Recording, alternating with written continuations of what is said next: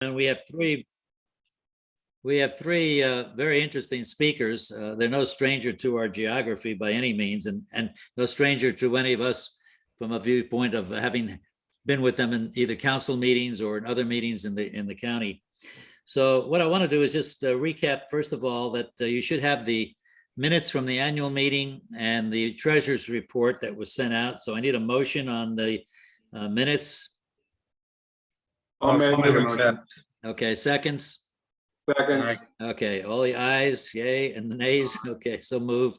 And the treasurer's report we sent out as well. Can I have a motion on the treasurer's report? Motion to accept the treasurer's Great. report. All right, terrific. We had a good year on fundraising from a sponsorship point of view. Over $17,000 we collected that helped us fund the meeting. The meeting runs us somewhere between $5,000 and $6,000 to run. And I really do appreciate the fact we have a little extra funds that we can do some things with, namely pay our consultant here, Camille, and a few other activities. So thank you for the vote of confidence. Okay, I thought the annual meeting went very well. I got many emails from many of you with regards. I thought the speakers were spot on. I was particularly impressed with the doctors. They, normally the doctors come across kind of dry and straightforward, but these two characters they were right into it. They enjoyed themselves. I spoke with them afterwards and they said, oh, what a great group. They really enjoyed it very much. So I think having the chief of cardiology and the chief of urology at our annual meeting, I think we all learned a little bit too in some of the pieces of information they were giving us as well. So that was terrific. So thank you very much for that. One other comment I want to make, our June 28th meeting is going to be more than likely virtual as well by Zoom. We're still experiencing, we are at IBIS, I don't know about the rest of the communities, but I think it holds true. There's a few more cases than we'd all care to have within our communities. And that count is not necessarily an accurate one. It may be that which we know. We have a feeling there are probably more that have not reported into us with regards to what they've got in terms of COVID. So we're going to stay with the virtual concept for a while, and hopefully, we'll be able to get back in person. I think the in-person meeting in April went well for us. We didn't have any reported issues as a result of that. But from here on out, June 28th, we'll stay virtual, and we'll keep you apprised of when we get together in person. There's been a couple of issues that we've all been facing over the last 30 days. The North Lake Boulevard project, many of you who are delegates who live in communities along North Lake Boulevard know that there's a movement afoot to widen North Lake Boulevard to 6 lanes from Seminole Pratt Whitney to the proposed State Road 7 intersection.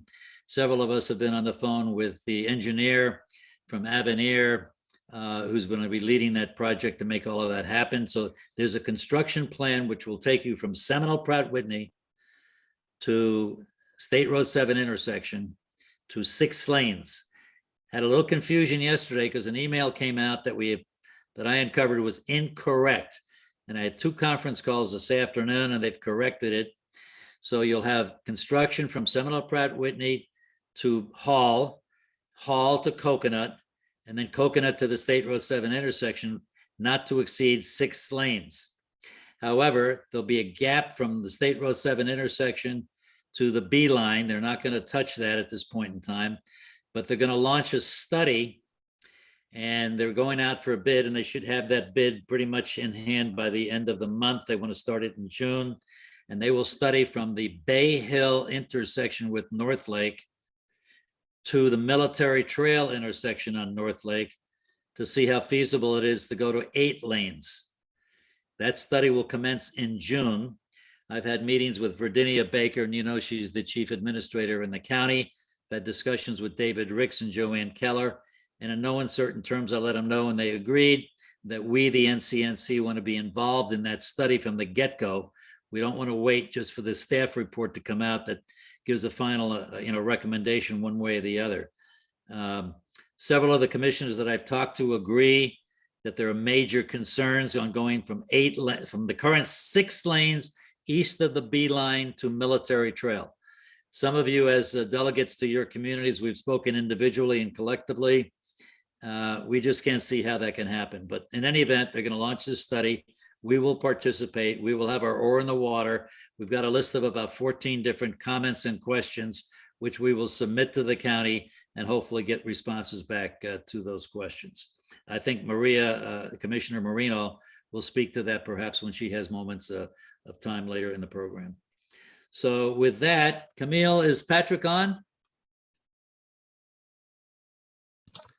No, Sal. No. I All right. emailed him, but Yeah, I'm going to launch this with having Chief Shannon kind of take it first. And then I'm going to put myself on mute and I'm going to go try to find him by phone. Our Chief of Police from Palm Beach Gardens has given us his time here this afternoon. We appreciate that, Clint, very much. We thank you and your team. Obviously, you do a great job in trying to protect us as citizens in Palm Beach Gardens and in West Palm Beach and in the North County area. We know that when we travel from one jurisdiction to the other, we know we've got your support in Palm Beach Gardens. So thank you very much with that. We wish you and your team, obviously, of men and women to be utmostly safe in whatever you do in the policing action. So I've asked the chief to kind of give us a perspective on what's going on in Palm Beach Gardens from a police point of view. So Clint, they're yours. Thank you, Sal, and thanks for having me. It's really an honor to speak before you. I see so many familiar faces and friends. So just wanted to go over very informally today, what we're facing, what we're going on, not just in Palm Beach Gardens, but in the whole north end of the county and generally regionally. Any crime trends usually follow a regional trend. And then we can talk about some of the traffic issues and some of the other things we're doing in gardens. But just wanted to start out, and obviously the last few years, there's been some challenges with COVID for the police department, just as there has been for all of you and businesses and in our communities. But we've done very well. We've done very well in the police department, and obviously, we don't have the luxury of trying to shut down for a while to get better. So we've been full bore ahead, and that goes with not just with our police department, but with our 9/11 communications center. And I think most of you know our Northcom Center, we dispatch for just about the whole north end of Palm Beach County. Part of our dispatch center, which we dispatch for, is 6 cities. It's Palm Beach Gardens, Jupiter, Juno Beach, North Palm Beach, Jupiter Inlet Colony, and then recently, over the past about year and a half, we got to Cuesta, which they were kind of the missing puzzle piece up in the north end of the county. So we are all on the same radio system. We're all on the same computer systems. So it's really seamless the way we all work together. And so if you were dial 911 in any of those areas, it's going into our center here at Palm Beach Gardens. So that's been working out really, really well for the entire north end of the county, and it's really become a model for some other counties to follow with their regional PSAP centers. But with that being said, looking at our crime rate in Palm Beach Gardens, and it's very similar with our surrounding areas. That 2021 we had another good year, and we have seen some record reductions in crime, which are continuing. Over the past, I'm going to, in a second, share a screen with you, which we like to update every year. But basically, we had about a 4% reduction in our overall Part 1 crimes last year. And I'll share my screen here.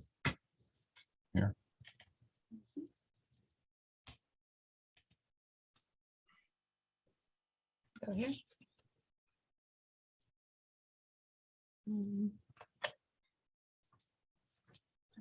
Trying to 1 second. Oh, there we go. can you all see that the chart that's up? Yes. Okay.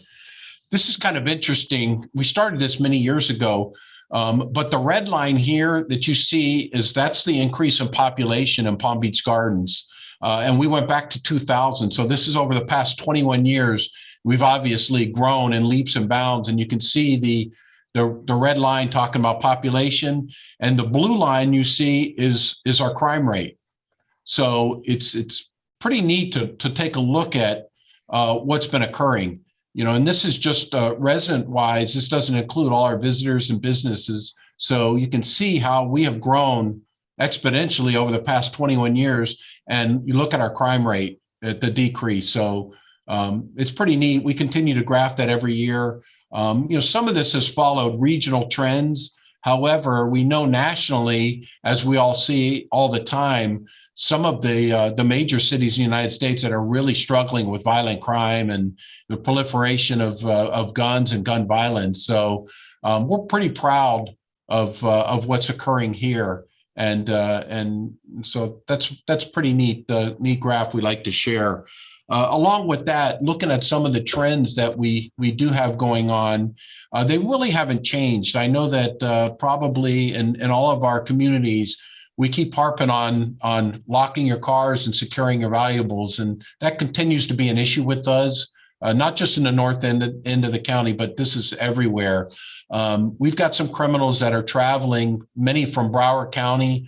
Many of them are juveniles, but they come up into our area and they will do everything they can do to get over the walls or into our gated communities, because many of our residents feel so secure. They're not locking their cars, and we're leaving our key fobs in our cars. So it's making it real easy for them. And many times I've talked about this before, but with some of the more high-end cars, the mirrors automatically fold in when your key fob's removed from your car. So a lot of times they can take a look and walk through our communities and take a look at a car from a block away and know the key fobs in the cars. All they got to do is walk up, open the car door, sit in the car and push a button and drive away. They don't even have to find the key fob. So we're having some issues going on with that, and they continue.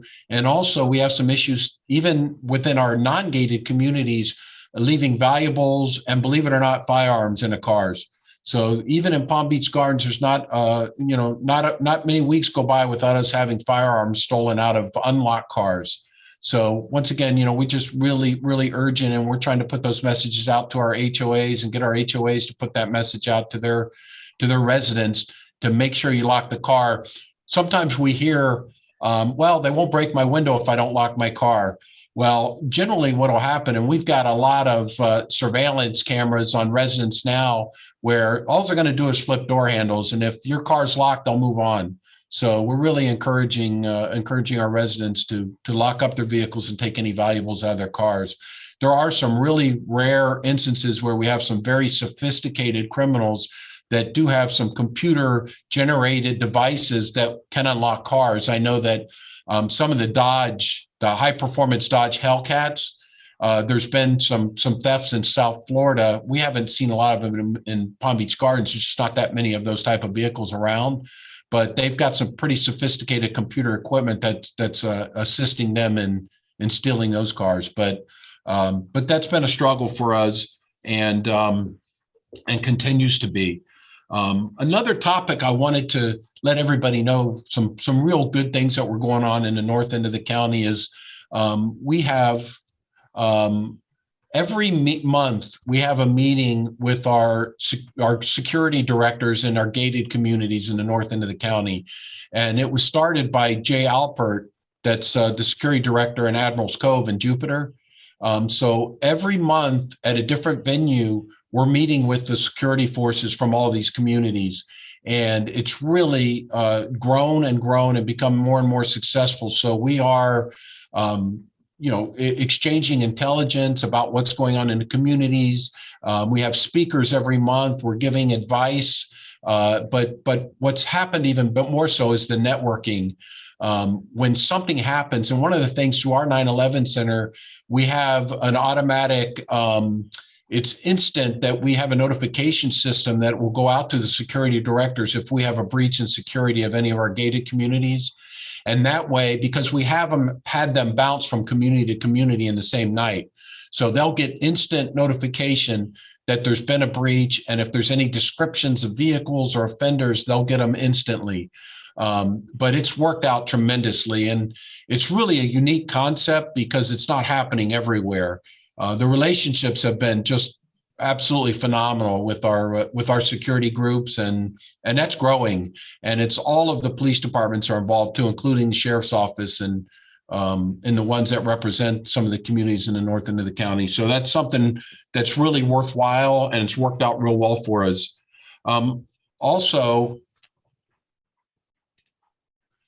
Also, I wanted to talk a little bit, and Sal, if there's any questions about what's going on North Lake. Obviously, since we took over in some of the jurisdiction along North Lake in early 2018, it was a great example of how we felt some really directed and specific enforcement was really making a difference.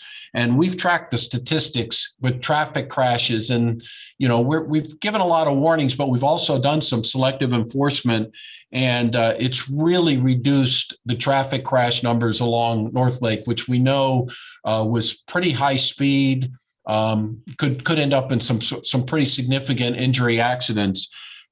Just to give you a little bit of an idea, I mean, since we took over in early 2018. There's been a total of less traffic crashes which is in Palm Beach Gardens jurisdiction than there was in West Palm Beach and PBSOs in everybody's jurisdiction in 2017. There were 74 crashes. It's only been 70 since we took over, and many of those have been each year. It's been very small.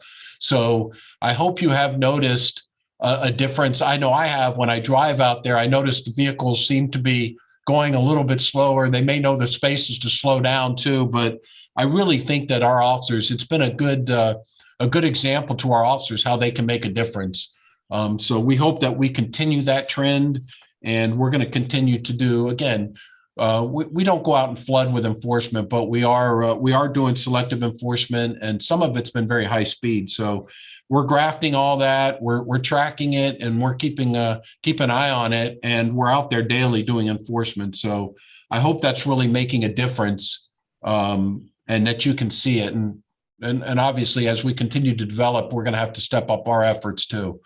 But with that being said, if I can just say, we applaud that initiative of yours to keep track of the information and so forth. We're going to need that because we don't know how the study group that's going to study North Lake Boulevard is going to analyze traffic data other than their normal methodologies in terms of volume. But in terms of crashes and so forth, you've got the data, and I'll get it from Frank if you need it, so we can obviously use that in that study. And that's just not only from let's say Coconut East to State Road 7, but it's also from the Beeline to North Lake to Military Trail. Yeah. And there's certain parts of our jurisdiction that we can get that data. And I have an analyst that really tracks everything. We look at everything on a monthly basis since we started. So, we really have seen some stepped up efforts, and I'm real proud of not only our traffic unit, but our officers that are out assigned to the west area there. They've done a tremendous job, and they've, really, they see the fruits of their labor when we do look at the numbers. I mean, numbers sometimes only tell so much of a story, but in this case, I think it's significant. Yeah. Thank you very much for your effort in that regard. Hey, Sure. Chief, this is Yes. David. Could you comment on a couple of things? First, where you sit on current staffing, openings, recruitment. Second, what, if anything, are we doing together with schools program given their changes? And lastly, just an update on community outreach, which I know you do a lot of. Sure. Thank you, David. No, it's great questions. First of all, with our recruiting, many police agencies have really struggled nationally with recruiting. Right. We've not really had that much of a problem. We have, obviously, with the support of our city manager and our elected officials, we've been able to attract officers. I mean, and as you know, there's been some incentives have been given to attract officers from out of state into Florida. But we're doing well. We're down a few positions, but we've just put out an announcement now that we're hiring some recruits to put through the academy, because we're hiring both certified and non-certified officers, certifieds that are coming from other agencies. And some of our employees are our best recruiters, because some of our officers who have either come from outside the area or within the say Tri-County or four-county area, they're calling all their friends, and they've been outstanding officers. So we're not having much of a trouble recruiting. We do have some vacancies here and there. It's always hard to get completely up to strength, but when we open up our advertisement, we get inundated. We close it very quickly. So doing very well with that. Talk a little bit about the schools, and obviously, in Palm Beach County, the school district has their own police department. Right. For a while, due to the fact that they were trying to recruit with some of the state mandates that there be a law enforcement officer or armed security in all of our schools, we did assist them, the school district, for a couple of years with putting officers in 6 elementary schools, 5 in our city and 1 just outside of our city, on a contract with them. That has since ended. Although they came back to us, they lost some more officers. So we right now are helping them out in both of our high schools. They have their officer and our officers in the high school. When they get up to strength, we believe that will change again. But as all of our elected officials know, and our city manager, I could not have been prouder. The principals, when our officers were in the schools, were just thrilled, and the relationships that we had with the students and the parents and the staff was just phenomenal. So they were real sad when some of our officers left those schools, but we're here to assist, and we have such a good relationship with our schools. Even when our officers aren't assigned in the school every day, we stop by, and we have a great relationship with the school district police too. So it's worked out real well, and we're going to continue those efforts.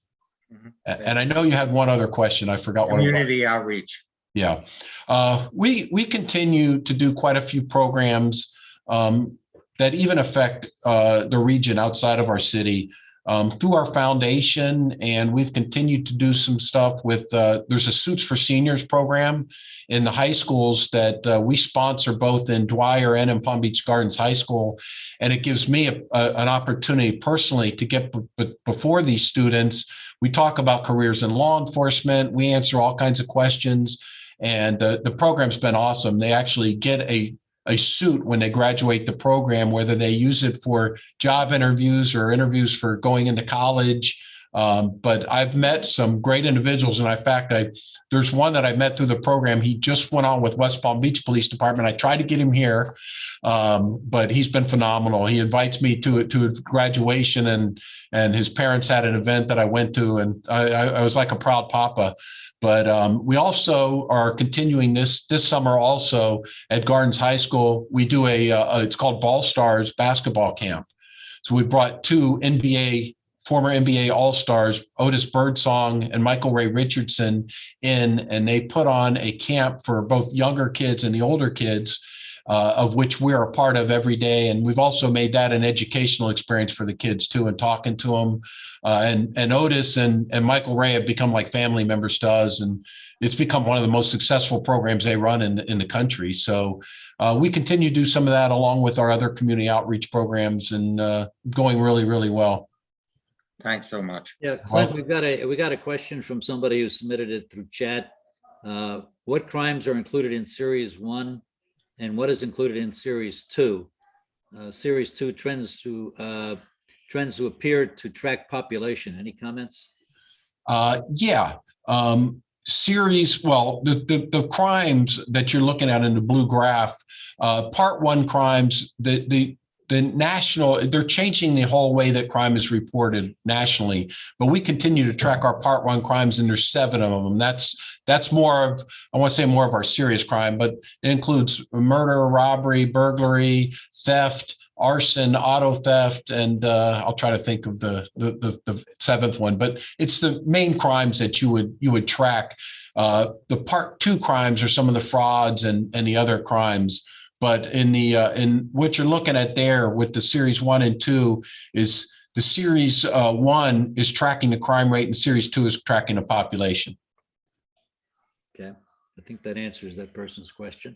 Now, Clint, how many of your accidents are occurring with non-licensed drivers?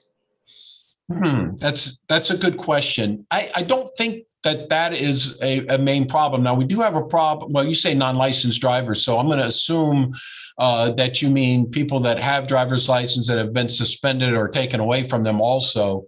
We do get quite a few of those.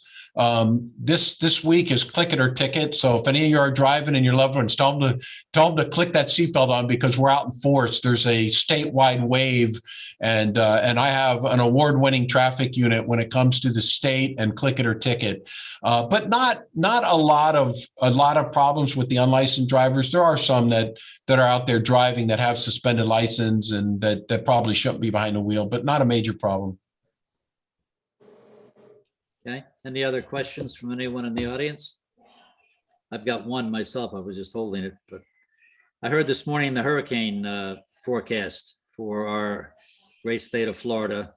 They're projecting anywhere upwards to 21 storms, 14 named ones, and anywhere from 6 to 9 serious storms.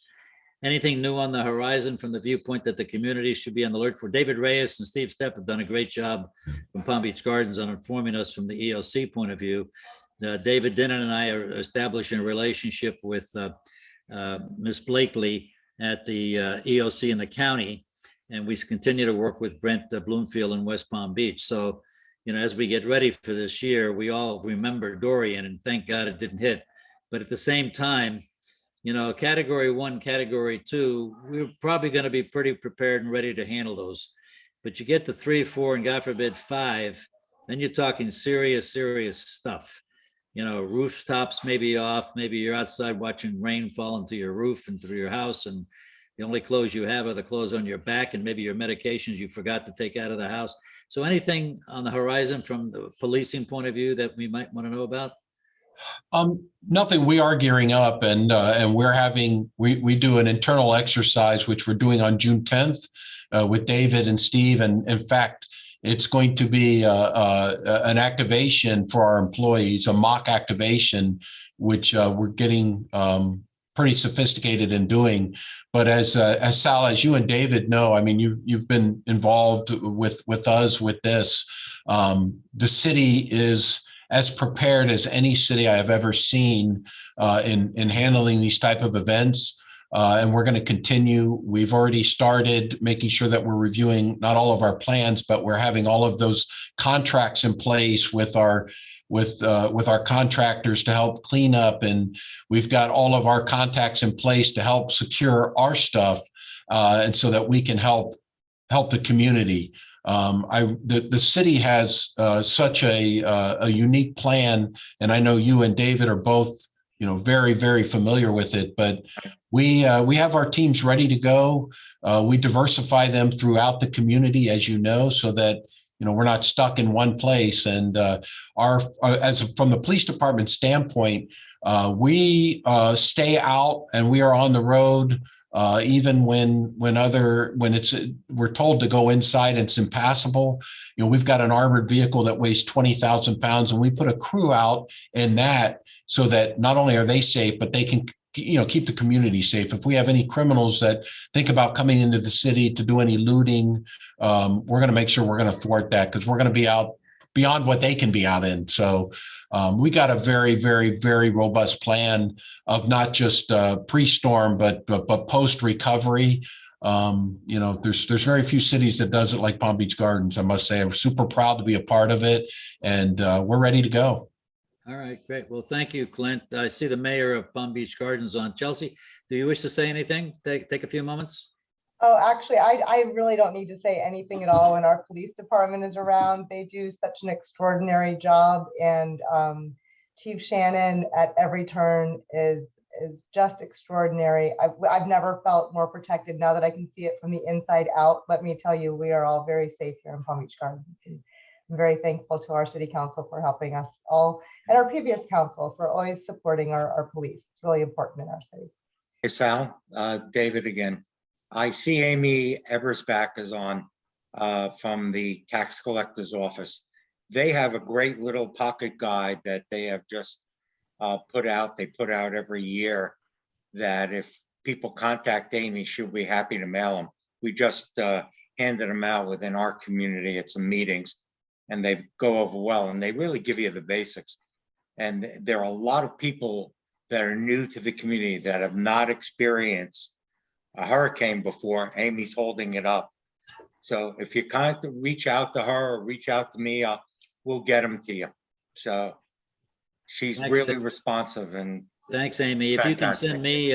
send me a few, we'll put it up on our website as well too, if we can get a digitized version of it. well, there is, Will it is digitized on the tax collector site, but Right. as Okay, is that's the great. gardens documents as well. Great. Okay. Anything else, Clint? You want to wrap it up?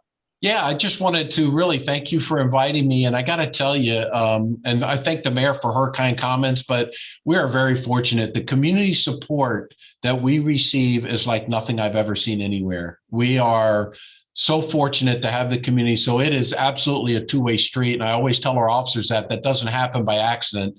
You know, we want to take good care of the community, but trust me, it's reciprocal because we see it all the time when we're out in the community. There's not a day that goes by that we're not thanked, or somebody's trying to buy our officers lunch, or they're sending me, some of the congratulations for some of the work being done out there. But we have an amazing community, and I want to thank all of you for not just for inviting me, but for your support.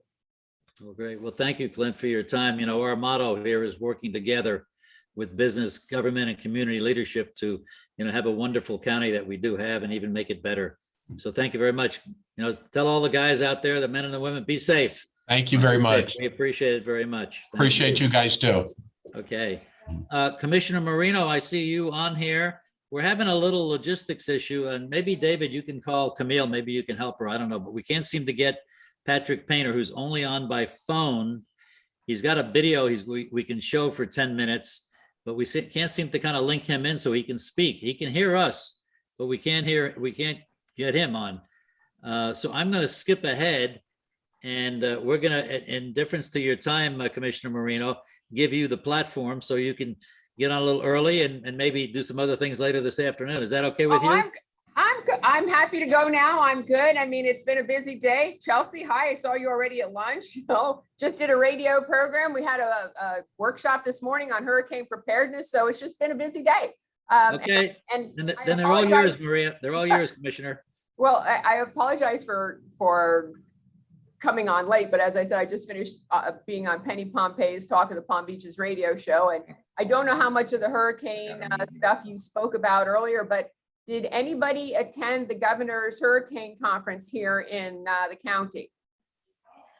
I don't see a show of hands. Well, we had a conversation with the Palm Beach County EOC new director, Ms. Blakeney, and she filled us in, at least David and I on. We're going to have her on the program in June.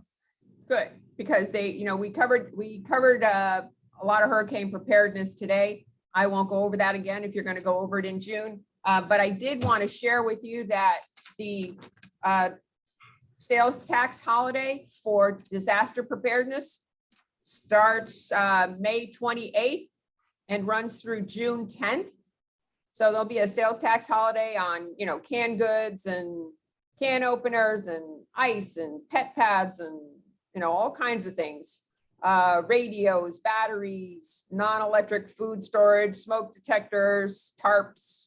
So that will be May 28th through June 10th. So if you haven't gone out and gotten your supplies, don't wait. And every time you go shopping, I think one of the things I heard today, one of my takeaways from today's workshop was every time you go shopping, get a little bit of something that you're going to say that you're going to need for your preparedness kit. So, if you're buying vegetables today, get 2 cans of canned vegetables, but don't forget you need the can opener too that's not electric to open those cans, because a lot of people forget those. And also, there's a lot of ways to store water so you don't have to go out and buy single-use plastics. Every container that you have in your house, you can store water in. Chelsea and I did a video last year, and I think I had every single one of my water containers lined up on my countertop. So there are things you can do at home where you're not going to impact the environment. That would be one of them. Make sure that you turn your ice makers off, but keep the ice in the freezer, because if you take medications, you're going to need the ice for those medications. And one of the cute things that I had on my newsletter last year at this time was I used my washing machine, my dryer, and my dishwasher to store valuables. They are watertight and you can store valuables in them. So I did that last year. So that's just another interesting thing, and make sure your propane tank is full if you've got a barbecue grill. So if you need to barbecue for some food, do that, and make sure your generators are not in your house and not in your garage, but outside away from a window. So those would be my hurricane preparedness tips, considering we're coming close to hurricane season starting. And then now I'll talk about what do you want to talk about, Sal? North Lake Boulevard? Well, yeah, I made a couple of comments before you came on. There was a confusing email that came out yesterday, and I did call Kim Sicklin in your office because I had a conversation with David Ricks and with Joanne Keller. They apologized. They made an error in their email that went out. They are going to study the North Lake Boulevard corridor from the entrance of Bay Hill to Military Trail to determine the feasibility of 8 lanes. They're not going to do anything from State Road 7 to the B line. That little segment they're going to ignore.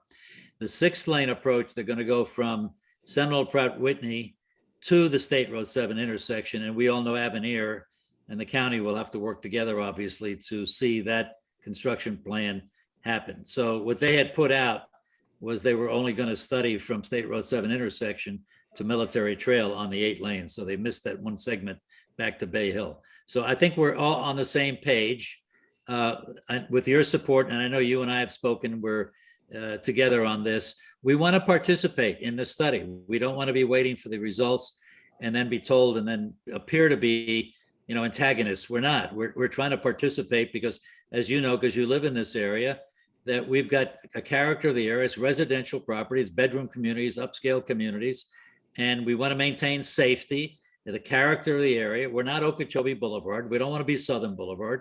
And, we have residential properties, not commercial properties. So we need to participate in the beginning. Well, that's not going to happen because what we're doing, and Sal, you know me, I have no filter.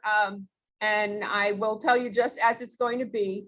We are putting out to bid for the study, and it's by people who are objective. They do their research, then they have discussion after the research, and the research is not the conclusion. The research is the research. Then they have meetings where they bring in all the stakeholders so that they can take that research, fit it into what the stakeholders are talking about, and then they come up with their conclusions. It doesn't start with us saying this is what we want. It starts with them doing their objective study. They just do the study. The study isn't going to say, you need 8 lanes and be done with it. The study will, or not, because you know me, I am not a proponent of this being 8 lanes. There aren't 8 lanes dumping into North Lake Boulevard.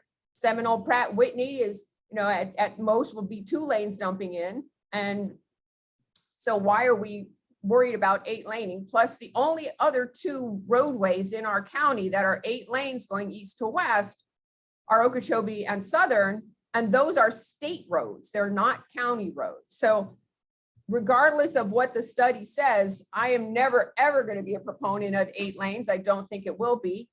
Quite frankly, I don't think they could justify it, but we will have our opportunity when the statistics and everything are gathered objectively, not subjectively, then there will be input from all the stakeholders who are us. We are the stakeholders.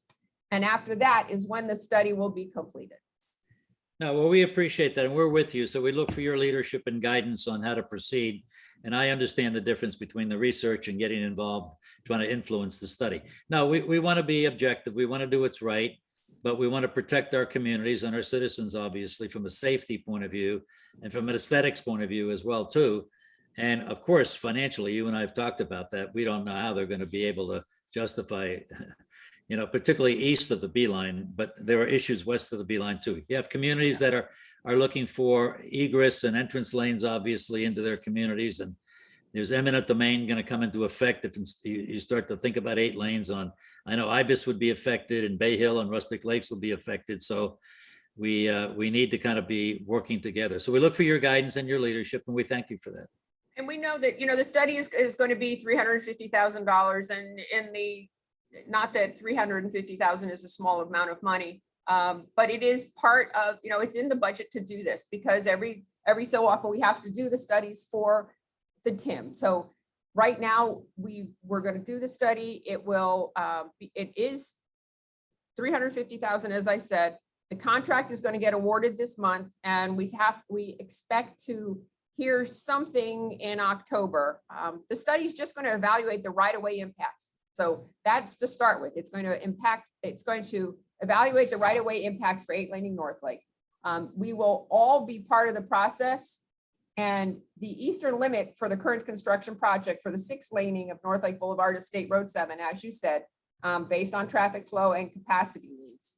There are there's several other projects near and along North Lake Boulevard that are in different stages of planning, permitting, and construction. I'm happy to go over those with you, beginning with, Seminole Pratt Whitney from Orange all the way north to the intersection of North Lake Boulevard.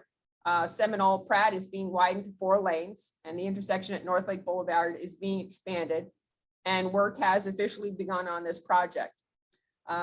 If you don't mind, I'll read my little list. I know, Sal, when you all came into my office, and I think it was either late November or early December when we first started talking about this, we had different stages of where we were, and I'm happy to share the stages where we are now, because I know people are always curious as to what's going on. And so we know that Seminole Pratt, like I said, is getting widened, and State Road 7 extension Persimmon Boulevard to 60th Street is delayed pending the lawsuit, same as Okeechobee, delayed pending the lawsuit, same as 60th to North Lake. Beeline Highway, North Lake Boulevard, construction is 2023. 60th Street from Avocado to east of 120th, that's fiscal year 2024. Royal Palm Beach Boulevard from M Canal to south of Orange Boulevard, that's delayed, awaiting additional funding. So there's a lot going on in our neck of the woods, but FDOT, they continue to work with us. We do have an open door with them. Jerry O'Reilly and I sit on the Tri-Rail board together, so I bend his ear and I will bend it again this Friday. Anything you want me to ask him, I'll see him on Friday. Let me know between now. Well, we've had good relationships with Jim Hughes, who's the project engineer for the FDOT project at North Lake and Beeline. We've got lots of questions that we'd like to obviously have, maybe through your guidance, eventually a sit-down session with them that we can pose the questions. I mean, a lot of them deals with the integration of widening North Lake. Even if it only goes to 6 lanes, how are they going to cross the railroad tracks if they were going to 8 lanes? I mean, and because it's such a unique intersection that they're going to create there, called the continuous flow intersection, we're going to have to really spend a lot of time educating our residents, because we don't even understand it, even though we've seen it several times. I know, I've seen it several times too, and every time I look at it, I go, But yeah, I think once it's in practice and we start to travel it, like anything else, takes 30 days to get used to a change. I think we will all eventually get used to it faster than we think. I'm always amazed at when things change now, how easy it is to, I don't even remember when PJ Boulevard didn't have the Gardens Mall on it. So we have experienced a lot of smart growth in the north end of the county. And we do that because we partner with FDOT and DOT, and it's not going to stop now. So we will continue working with them, and they are very open to our discussion. So if we are all together on this and we can experience it together, I think we will get used to the change, and we'll even forget we had these discussions that we needed to change traffic flow on the Beeline Highway. Keep your fingers crossed. I'm being optimistic. Can you tell? I always try to look for the best in everything. So I'm being optimistic that this will in fact really make traffic flow better. As for the railroad crossing, that's, CSX, we have to deal with them. I mean, talk to Rosa, how long did it take them to be able to change the crossing for the exit out of Avenir? So that's coming forth, and actually, I see Chelsea on and Marcy on. Avenir is doing gangbusters out there, and it's hard to believe that it was 2016 when they got their, Well, we've all worked very well too, and we got the traffic light on North Lake out there in front of ancientry and so forth into the golf course, which was a nice collaborative effort on everybody's behalf to get it done, the city, the county, and the communities. And I got a call the other day from Rosa that they want to get another traffic light out there by Bay Hill and its intersection through North Lake. So we're working with Bay Hill and that leadership to get what they need to get to the city, to get to the county, and move on from there. And the road through Avenir there's a criteria at which I believe it's, and Chelsea and Marcy, you can correct me if I'm wrong, and it used to be COs that were issued. There was a benchmark of the amount of COs that were issued. And once those COs were issued, then the road had to be punched through. So it's not, yes, Chelsea gave me the thumbs up. See, I'm remembering my time on Gardens Council. But it's not going to be tomorrow, because there isn't, I think the benchmark was 1,000 houses or 1,000 COs, something roughly in that neighborhood. And I think after talking to Rosa the last time, I think there's only 90 houses out there right now, or 90 residents living out there, I should say. So it'll be a while, but the road, the infrastructure is very well on the way of being complete. They've done an awesome job in their environmental restoration area, and Chelsea loves taking her tours out there and bringing people out there to show them just all the things that are going on. And the restoration is amazing. And, you know, it is, as I said over and over and over again, Marcy said it, Chelsea said it, you know, this was the missing link. This is connecting 100,000 acres of water flow at no cost to the taxpayer. And it's what we need in the north end of the county, because the north end of the county we need to pay attention to water. So I'm happy with what's going on in Avenir, and that I hope that answers the question from Victor about the road extension. And Marcy, I see what Marcy put on there, so I'll let Marcy do that when she gets to talking a bit. Who else? Let's see. Seminole Pratt Winding Project to be complete. Yeah. Well, let's see. Probably 2023, 2024. Under construction, and that includes intersection of North Lake. So, you know, it's in the process right now, but it is only going to be 4 lanes. And so my concern always was, we don't have enough roadways and enough commercial and enough business and enough residents on North Lake Boulevard to warrant an 8-lane highway. And it would be an 8-lane highway. And I can't see it being a county road. Whereas, as I said, Southern Boulevard and Okeechobee are state roads. And if you take Southern right now, all the way west, you're not traveling on 8 lanes of roadway. You're traveling on 4. So this is not something I see happening. And I think the input from our residents will be a very big factor with that. So let's see, what else am I reading here? Chelsea, to date, the completed signal warrant analysis concluded that the signal is currently not warranted. We hear that all the time. Please be aware the city is supportive of a signal at this intersection. So the city and the county are working together, always trying to work together. You know, it's like this sometimes. We have a city manager who's strong-willed. We have a county administrator who's strong-willed. And sometimes, you know, what's the expression? Don't move my cheese.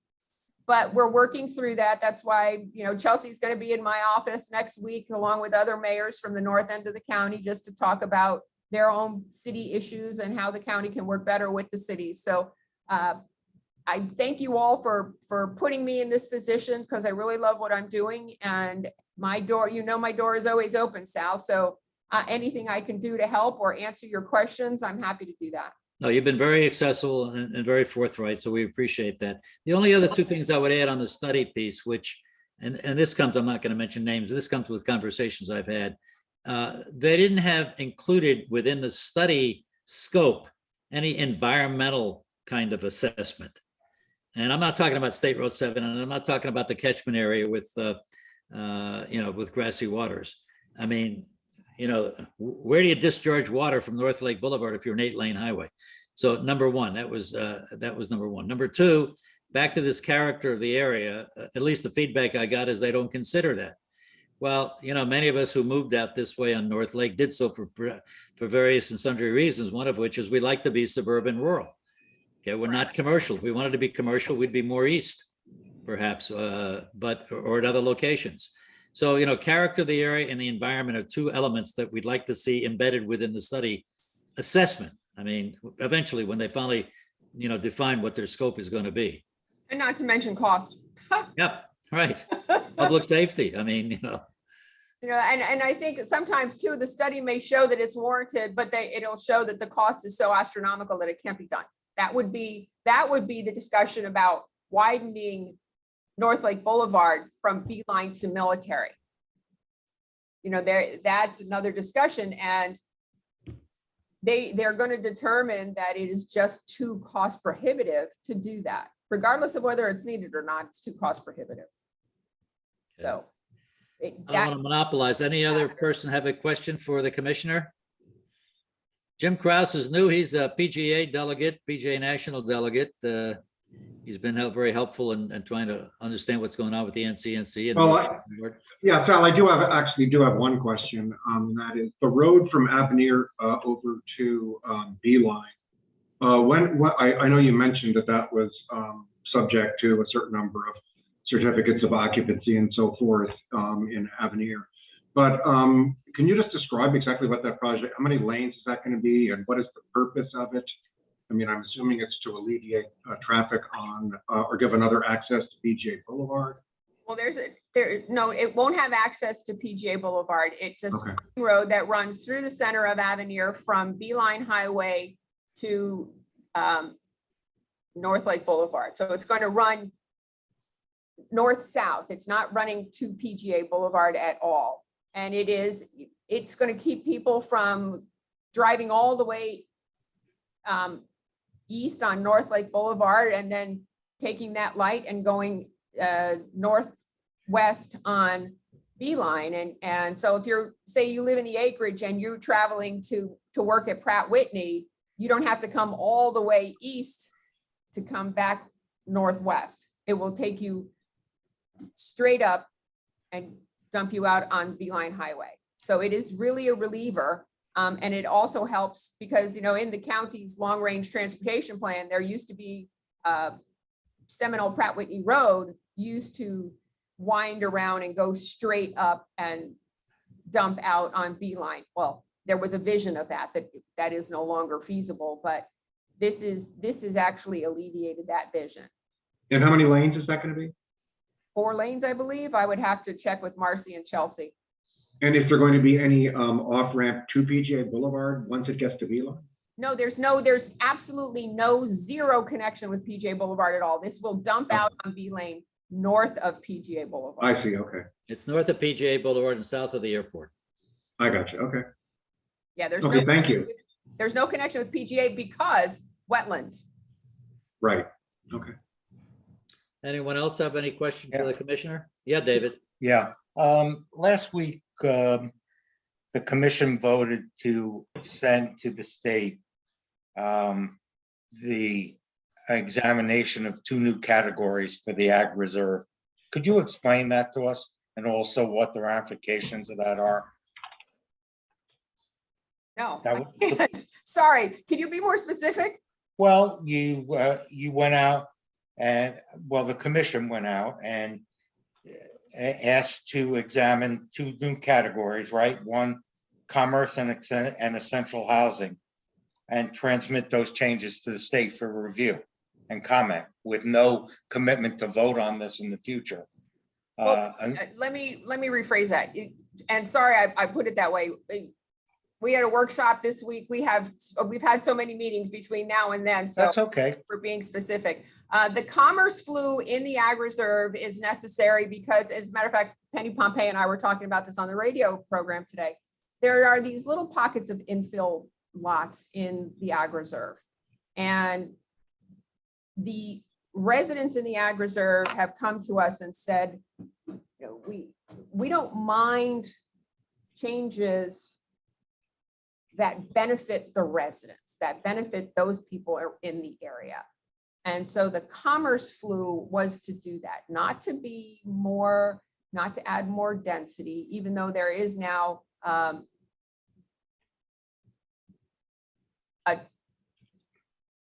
transmittal means that we're going to bring it up for further discussion. And that would be like the adding a little bit more density on those infill lots for affordable housing. So if you're doing a apartment project, you're going to get additional density bonuses if you do affordable housing. You know, you're going from 1 unit per acre to maybe 6 units per acre. Right. But these were transmitted in the sense of we're opening up for further discussion with the affordable housing for the density, but the commerce flu is something that we've seen a couple of items come through that are looking for the commerce flu designation. A lot of it is storage or light industrial, things that support the residents in the area. Does that help, David? Yeah, I was just trying to understand. Because this has, of course, been a topic for a long time within the county. And the difference is, as we've seen, little by little, the ag reserve seems to change and disappear. Building occurs, etc. And I was just, for everybody's sake, trying to understand what's really going on here. Again, little effect on us. This is mostly Boca, Delray, Boynton, etc. But as you know, there's about 6 or 7 of these parcels, but they're on major thoroughfares. And that's what makes them a little different, is that they're on major thoroughfares Right. where you have the infrastructure already in place. And that's, we're looking to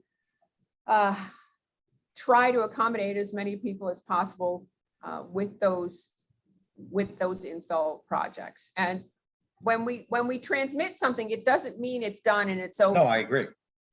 So I have said, I've said over and over again, I'm not comfortable with 8 units per acre. Right. I don't know if anybody's listening to me on that one, but I have said it over and over again. And if they come back to me and it's the same transmittal of 8 units per acre, I'm not in favor of that. Okay. Well, thank you. You're welcome. I've got 2 questions, if I may. Sure. Sorry to come back to it, but the road that goes through Avenir, can that be part of this study for the 8 lanes? Because I know there has to be 1,000 homes, but that will eventually happen. Can that be part of this study for the 8 lanes, that eventually that would happen and be some relief? I don't want to say I'm sure it will, but I will. I've made some notes as to what we think should be included, and I will include. I don't know what the objective engineers are going to include, but I will ask them if this is something that they will include. I would appreciate it, because that, to me, living out here, you can come straight up Coconut and go straight through Avenir and up. And that, like you say, takes a lot of relief off of North Lake going east to Beeline, and then having to make that north turn or left-hand turn on Beeline to get to the PGA. I just see a tremendous amount of traffic relief on North Lake with that road being finished. Is there any way they can move it up, or is that a locked-in process, that 1,000 homes, or can they do anything to make that road become functional in the next year or 2? That is not the county purview. That would be the city purview, and that is per their development order. And I don't know. I think that's pretty hard and fast, because but they've, like I said, infrastructure is pretty much done. But there is the community has to support it too. So that's why they said 1,000 homes. I see. I was gonna say the traffic coming in there would support it, I would think, immediately, is what I would think, that coming up from Coconut. Just the traffic from Pratt Whitney and Coconut would support that road immediately. But it's up to it's the development order for the whole community as it stands right now. And I would hope that the engineers that are doing this take all of these into consideration, because they have to know what all the parameters are for them to do the right job. Add it to your list. It is. The other thing is, going back to hurricane, is there a list somewhere, so I can share it with my community people, of the hurricane sales relief? Is there an items list somewhere so they know specifically, or is it anything that's considered? How do we know what is and what isn't? I see the mayor of Palm Beach Gardens raising her hand. Okay. Are you trying to answer that, Chelsea? You got to get unmuted. Yeah, I didn't want to interrupt Maria. I'll put it in the chat. coming right up. There you go. Yeah, visitor, floridarevenue.com/disaster prep. Is that the same one you have, Chelsea? Okay. And also, Sal, if you want, you know,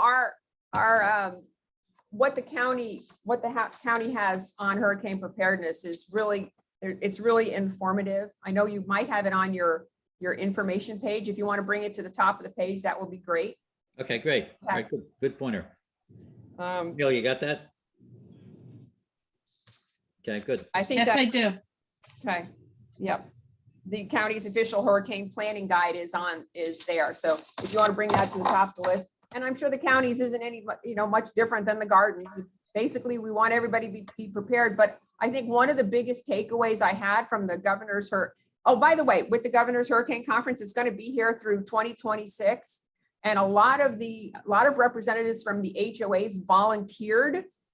They were in the sessions. They were making sure session material was handed out and whatnot. So they actually got to sit in the sessions and not have to pay the entry fee. So maybe if you all want to figure out a way to volunteer in the coming years, if you don't want to pay to be an attendant, you can do that. But one of my biggest takeaways about this was that more injuries are sustained after the storm is over, because people they're not using their heads when they go out after the storm is over. So my caveat to all of you is, please, when the hurricane is over, your job is not done. You still need to be prepared. You still need to be careful what you're doing. Okay. There you have it. Yeah. Any other questions for the commissioner? Well, Sal, you may just want to state that Mary Blakeney from the county is actually scheduled for next month. Yeah, I did. I made that okay. comment earlier. Yeah. David and I had a conference call with her, and she's more than willing to cooperate and help in any way she can. Yeah, we had a 20 bunch of slides today that showed, what we do, what the county does. And it also gave information about, what a wiggle matters. A small change in the path over the last couple of years would have had a huge impact on Florida. And I know that Chief Shannon, are you still on here, Chief, or did you sign off? I think he's out. He He's rescued me when I think it was Hurricane Matthew was buried. Michael, Matthew, Dorian, they were all the big ones. So he said, Maria, what are you doing? I said, I'm at my house by myself. He said, no, you're not. So he picked me up and brought me to the EOC. He says, but you're a fly on the wall because everybody in here is trained and you're not. So you just sit here quietly, but you're going to be protected where we are. So just suffice it to say that people in the EOC are trained to be in the EOC. If they're not, they can't be there. Right. Well, the scenario we're trying to get ready for is not the category 1 or 2. We think we can get a lot of information out there and get prepared for that. But as David mentioned, I'll just give you an IBIS. We had 350 brand new homes sold within IBIS last year with new residents who have never been through a hurricane. Multiply that by 2, that's 700 people in a community. And there's probably another 500 or 1,000 people never been through it as well either.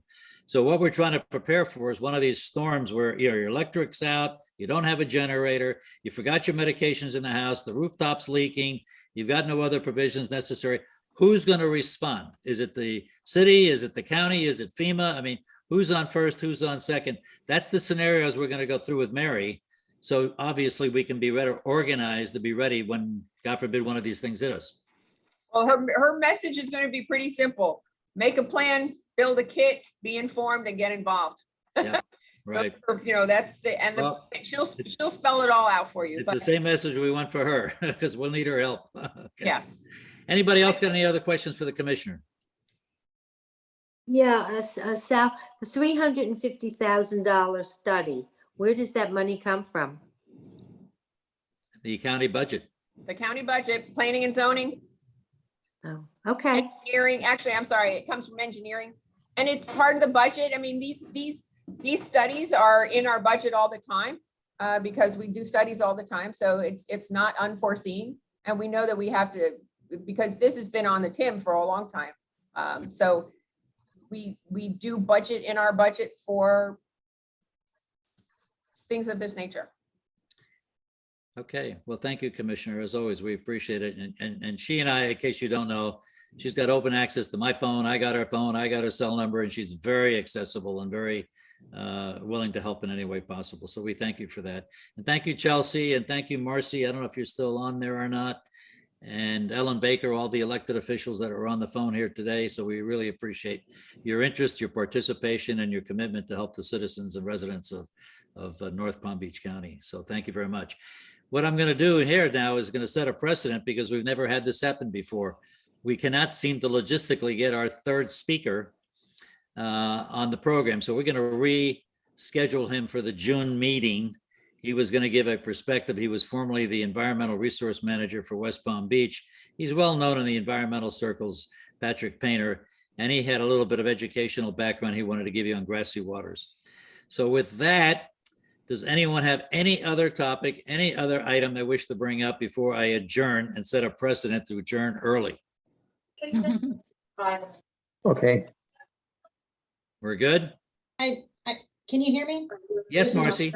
Yeah, I do want to just interject. I know somebody asked about the Beeline or the Spine Road in Avenir.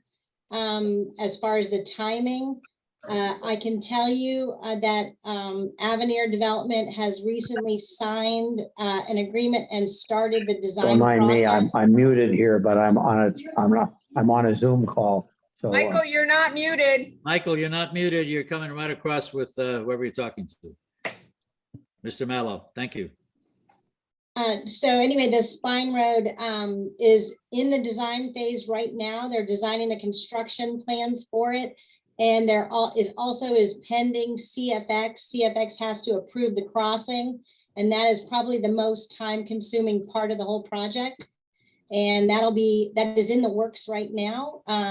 And of course, as Commissioner Marino and Mayor Reed said, it also depends upon the, when it can be let based on the COs of the houses. But as we heard at our last council meeting, they have really had many homes submit for permits. So the last I heard, it was like, I want to say 400 or something like that. They had 200 and then they have a lot more that are being applied for. So I think before you know it, that Spine Road will be under construction. Great. Thank you, Council Member Tinsley. Mhm. Appreciate it. Anyone else? It looks like we're getting ready to go eat or have a cocktail, one or the other. All right, folks, thank you very much for being with us today. We'll get you the outline and so forth. Apologize for the little faux pas on the logistics with our other presenter, but we'll make it up to you. So thank you very much. Have a great day. Be safe, and we're adjourned.